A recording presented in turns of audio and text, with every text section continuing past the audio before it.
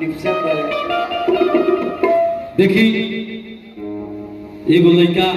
एगो लड़की से बेहद प्यार के लेवा बता सुना सुना और शरीर बा ना हां तारा के गा के बता अरे की खाना पीना लगे ये गोरी की बेकार एगो हवा दिल ये जान हो तो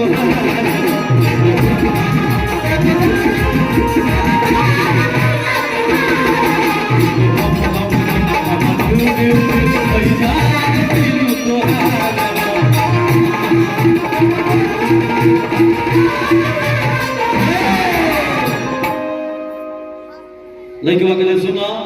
एगो हम हमार दिल पूरा जान तुम्हारे दिन को भाई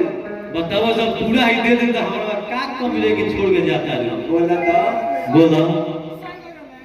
अभी क्या खुशी बा कितना हंसो तारी खुशी बा छोड़ कि जब से देखल बहनी रानी अच्छा काका बुढ़ऊ संगीला हो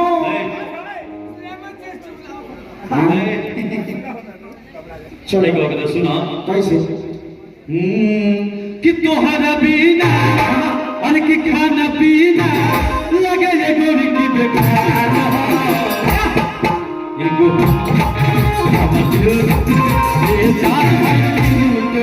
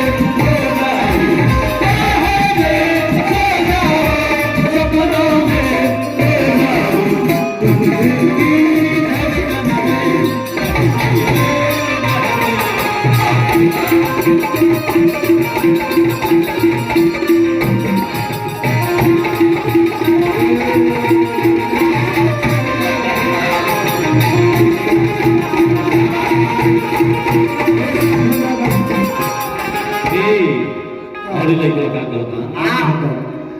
कि जब से देखल बानी ए गोरी तोहर चढ़ल जवानी ठीक से खाना ना खानी ना पीले पानी सुना जब से देखल बानी लोग नींद चैन सब उड़ गइल बा कैसे कि जब से देखल बानी ए गोरी तोहर चढ़ल जवानी